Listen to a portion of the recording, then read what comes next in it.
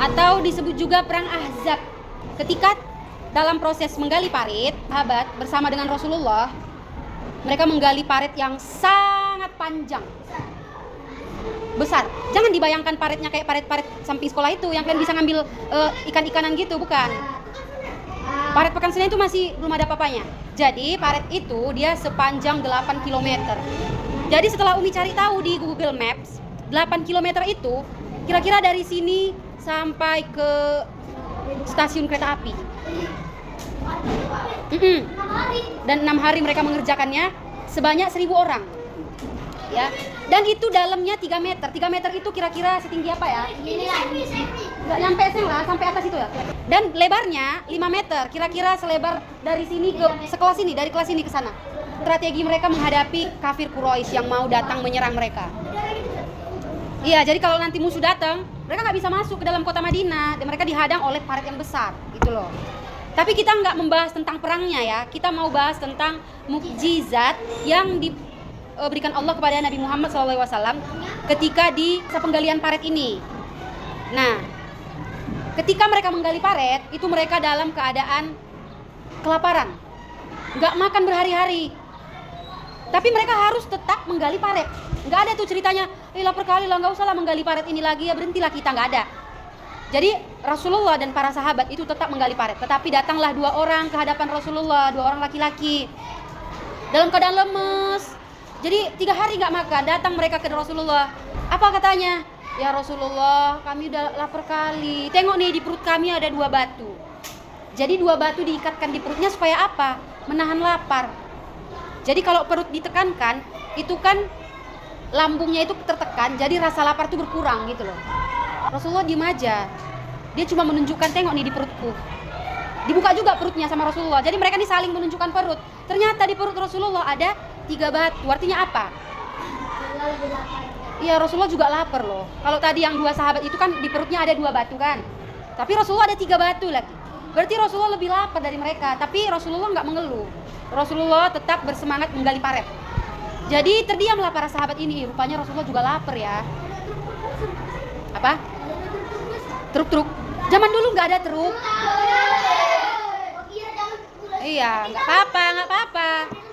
Iya, jadi zaman dulu dengan zaman sekarang itu beda. Nggak ada traktor yang bisa menggali, nggak ada. Pakai tenaga manusia. Gitu. Makanya perjuangannya luar biasa. Jadi, bagaimana ceritanya tadi? Iya, yang Rasulullah juga kan terdiam karena para sahabat itu ngeluh. Nah, tiba-tiba ada seorang sahabat yang bernama Jabir bin Abdillah.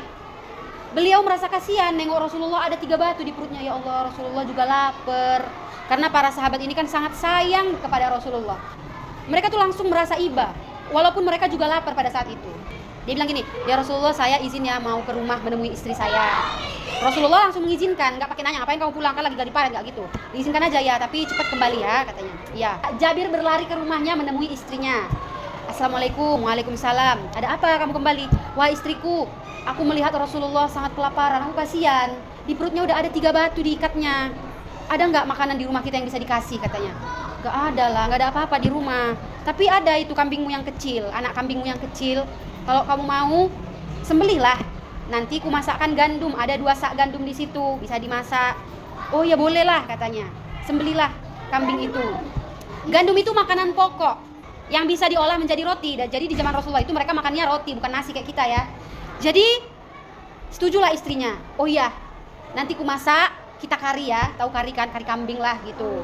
Dikarilah dengan enak, dicampur dengan roti itu yang sedikit itu. Jabir pun disuruh istrinya lah, kembalilah kamu ke tempat penggalian parit. Ajak 3-4 orang aja ya untuk makan ke sini, katanya. Iya. Pergi dia menemui Rasulullah. Dijumpainya lah Rasulullah dengan berbisik-bisik, biar gak kedengaran sama orang-orang gitu loh. Ya Rasulullah, di rumah saya ada sedikit makanan. Datanglah kamu bersama 3 atau 4 orang, katanya gitu. Emang ada apa di rumahmu? Kupotong anak kambingku dan ada 2 sak gandum. Nanti akan diolah istriku, katanya. Banyak kali itu, kata Rasulullah. Itu untuk 3-4 orang tuh kebanyakan. Sedangkan maksud Jabir ini, dia ngasih 4 orang biar Rasulullah tuh kenyang gitu loh. Ya. Terus Rasulullah naiklah Rasulullah ke atas bukit. Dibilangnya lah ke 1.000 orang yang ada di situ. Jadi di antara 1.000 orang ini ada kaum muhajirin dan kaum ansor. Kaum muhajirin itu adalah kaum penduduk Mekah. Sedangkan kaum Ansor itu penduduk Madinah. Jadi mereka berkumpul di situ 1000 orang menggali paret, berteriak Rasul dari atas bukit. Wahai kaum Muhajirin dan Ansor, kita diundang Jabir ke rumahnya makan, katanya. Jadi Jabir ini terkejut. Lama, kayak mana ini? Aku ngundang 3-4 orang aja. Kok Rasulullah ngundang semua? Habislah aku, malulah aku ini, pikirnya gitu. Sedangkan kaum Muhajirin dan Ansor udah bergembira, makan. Bayangkan 3 hari nggak makan. Kalau mendengar ajakan makan gratis kan bahagia kan? Akhirnya bisa makan. Pergilah Jabir, lari dia ke rumahnya. Istriku, katanya. Kenapa? Rasulullah ngajak 1000 orang makan di sini, katanya. Loh, betul lah, kata istrinya. Iya, kan tadi ku bilang ngajak 3 atau 4 orang aja. Udah ku bilang sama Rasulullah, ya Rasulullah ajak 3-4 orang aja ya. Tapi dia malah ngajak 1000 orang. Habis itu istrinya bingung. Lah kayak mana ini? Orang kambingnya kecil. 1000 orang yang nggak cukup lah.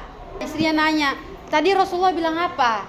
Rasulullah tadi bilang, wahai Jabir, pulanglah kamu ke rumahmu, tapi jangan sentuh dulu sebelum aku datang, kata Rasulullah. Oh, itu pesan Rasulullah. Iya, kata Rasulullah, jangan sentuh dulu. Oke, kita patuhi perintah Rasulullah. Kita tunggu mereka datang. Jangan kita sentuh masakan ini, kata istrinya. Datanglah Rasulullah bersama 1000 orang tadi ke rumah Jabir. Bayangkan 1000 orang. Bapak-bapak semua yang datang. 1000 orang ke rumah Jabir. Di mana masakanmu tadi, Jabir? Ini ya Rasulullah. Oke, panggilkan perempuan-perempuan untuk mengolah gandum ini. Kan gandumnya harus dibakar dulu biar jadi roti. Diolah biar jadi roti. Dipanggillah beberapa ibu-ibu lah di situ ya untuk mengerjakannya. Dipanggillah 10 orang yang masuk. 10 orang itu makan dengan puas, porsinya besar dengan lahap dan mereka harus kenyang. Cuci tangan lah itu. Kan nggak mungkin Umi ceritakan mereka cuci tangan, habis itu mereka ambil, panjang kali ceritanya nanti. Paham-paham aja lah, kalau makan pastilah cuci tangan. Iya, ya. Kalau semua Umi ceritakan habis sampai jam 3 sore. Oke? Jadi 10 orang tadi udah selesai makan, keluar.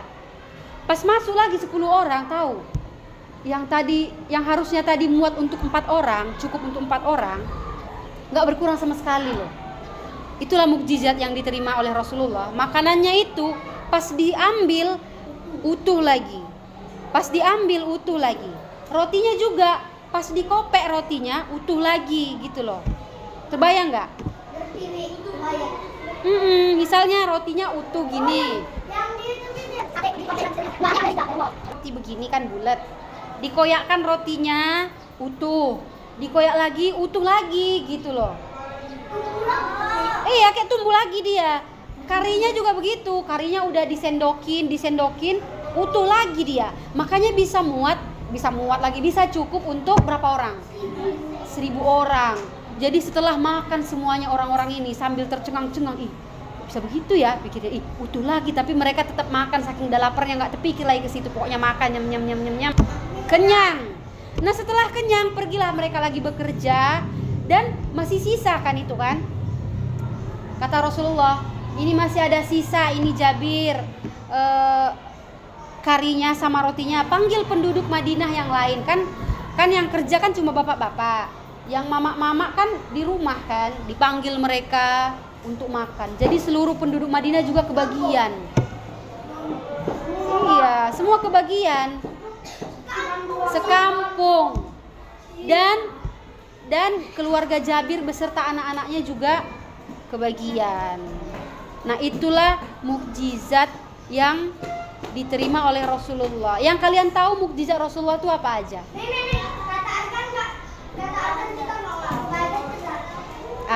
Kita nggak kebagian, kita belum ada di zaman itu. Ya, itu terjadi mukjizat terbesar Nabi Muhammad, Al-Quran. Kok masa sih bau roti?